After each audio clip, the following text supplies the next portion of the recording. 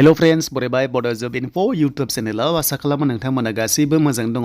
दा लोगोफोर सोलोंथाइ बिथिङावहाय एबा एडुकेशन डिपार्टमेन्टआवहाय गोदान साख्रि ओंखारबावबाय आरो बेनो जाबाय एलपि स्कुल, इउपि स्कुल, हाई स्कुलाव।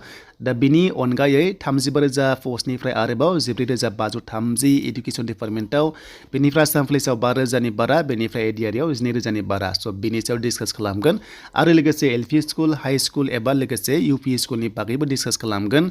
दा जाय नोंथांमोना Bodo Info YouTube चेनेलाव गोदानै फैदों साबस्क्राइब खालामना लाबानो जाबाय। साख्रिनि आपडेट्स नोंथांमोना मोनबाय थानो हागोन आरो हानायसेबां शेयार खालाम, लाइक खालाम, नोंथांमोना कमेन्ट्सबो खालामनो हागोन। दा लोगोफोर एलपि स्कुल, इउपि स्कुलनि सेलेक्शन प्रसेसा माबोरै जामारो, बेसेबां सेलारि मोननाय जायो, जों बेखौ नायगोन अफिसियेल नटिफिकेशन। स' बेखायनो भिडिअखौ नायदो नोंथांमोना जोबजासिम, बेनिफ्राय नोंथांमोना बुजिलांबाय थागोन नेक्स्ट लेभेलाव जेब्ला गोदान साख्रि ओंखारो।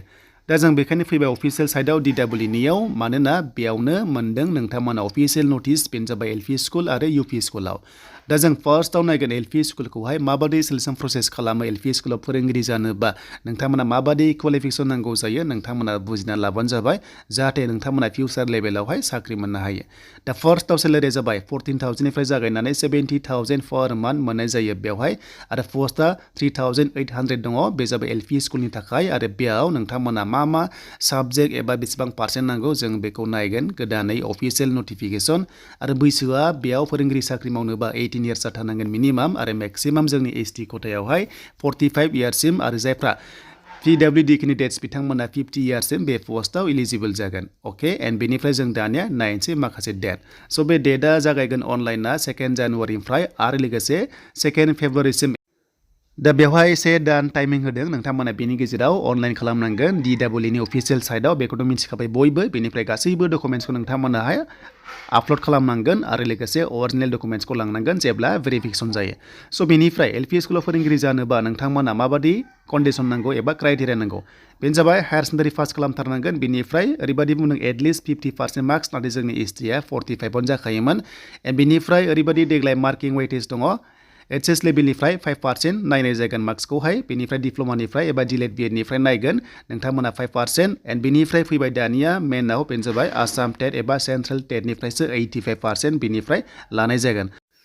स' बेनिफ्राय नोंथांमोना मिथिबाय जायनो आसाम टेट एबा CTET पास खालामदोंमोन बिथांमोनासो बेयाव क्वालिफाइड जागोन बा इलिजिबल जागोन। स' बेनिफ्रायनो आसाम टेटनिफ्राय बा डिप्ल'मा बे टेटनिफ्रायसो नोंथांमोनाहाय 85% बेनिफ्राय मार्क्सखौहाय नायनाय जागोन होनना बुंदों। एन्ड बेनिफ्राय माखासे नन एसेन्सियेल दङमोन, बे NCC गासै नाम्बार 5 दङ मेक्सिमाम, एक्सट्रा दङ स्पर्ट्सनि बागै, कालचारनि बागै, बेखौथ' मिथिखाबाय। स' बेनिफ्राय बेयाव आसाम टेट बेनिफ्राय CTET पास खालामथारनांगोन, होमबासो इलिजिबल जागोन। बेनिफ्राय मोनसे बाथ्रा, जायफ्रानोखि टिचार मावगासिनो दंखायो रेगुलार पस्टआव, बिथांमोना बे पस्टआव एप्लाइ खालामनो हाया। स' बेनिफ्राय रिसेन्टलि नोंथांमोना माखासे टेट क्वालिफाइड जाना दङमोन, बेनो जाबाय 6 शिड्युल एरिया, नोंथांमोना दाखालि एग्जाम होदोंमोन आरो क्वालिफाइड जादोंमोन। स' बेयाव मेनसन खालामाखै, खालि आसाम टेटखौल' बेयाव मेनसन खालामदों। बेखायनो जाय बिथांमोना 6 शिड्युलावहाय एप्लाइ खालामदों, हमना ला BTCआवहाय 200 पस्ट फैनो गोनां दङ, स' बेयाव बिथांमोना एक्सट्रा एप्लाइ खालामनो हागोन बायदि, मानोना बेवहाय 6 शिड्युलखौ होआखै जेला। स' बिथांमोना हानाय नङागोन। स' बेखौ नोंथांमोना कमेन्ट्स खालामबानो जाबाय। नाथाय बेयाव आसाम टेट CTET खालामनायासो बेयाव क्वालिफाइड जागोन बा इलिजिबल जागोन। स' दानिया जोङो फिन खनसेबाव इउपि स्कुल एबा एमइ स्कुलनि माखासे नटिसखौ नायनोसै, जेरावहाय नोंथांमोना सेम प्रसेस, बेनो जाबाय नोंथांमोननि पस्टआ 1750 दङ आरो बिनि सेलेरियाबो सेमानो दङ, नोंथांमोना बेवहाय नुनो मोनबाय। एन्ड बेनिफ्राय बिनि सेलेक्शन प्रसेसा एसे आलदा जागोन, जों बेखौ नायगोन। नाथाय हाई स्कुलाव बेबायदि टेट एग्जाम गैला, मानोना हाई स्कुलनि टेटआ सोलायबाय। स' बिथांमोना मिथिखागौ जे जायफ्रा होयो 18 इयार्सनिफ्राय 45 इयार्ससिम बेयावबो, आरो जायफ्रा PWD केन्डिडेट्स बिथांमोना 50 इयार्ससिम बेयाव मोनगोन। स' बेनिफ्राय ओरैबायदि मोनसे बाथ्रा बुंदों, जायनिखि माने सानै गथ'नि बारा दङ, बिथांमोना बेहाय जानुवारि 1, 2021खौ लानानै, अब्ला बिथांमोना बेयाव एप्लाइ खालामनो हाबावासो, बेबादि कन्डिसन खालामदों। स' दानिया फैबाय इउपि सेक्सनाव बेसेबां नायनाय जायो क्राइटेरिया। दा नोंथांमोनखौ नायगोन हायार सेकेन्डारिनिफ्राय 5 मार्क्स, बेवहाय वेटेजाव नायबावगोन। फिन खनसेबाव आलदा जाबाय बे सिस्टेमा, HSखौबो नायो, एन्ड बेनिफ्राय डिग्रिखौबो नायगोन, 5% नायगोन। बेनिफ्राय फैबाय दानिया डिप्ल'मा। स' डिप्ल'मानिफ्राय बेयाव नोंथांमोना मोनदों 5% बेयाव नायनाय जागोन। नाथाय लास्टआव बेनो जाबाय आसाम टेट एबा सेन्ट्रेल टेटनिफ्राय एबा CTETनिफ्राय 80% बेयाव नायनाय जागोन। स' बेबादि सिस्टेमावसो लानाय जाबाय देग्लायनिया। एन्ड बेनिफ्राय नोंथांमोननि मेक्सिमाम मार्क्सआ एक्सट्रा जाबाय NCC बा स्पर्ट्सनि बा कालचारनि, बेनिफ्राय नाम्बार 5 बेयाव होनाय दङ।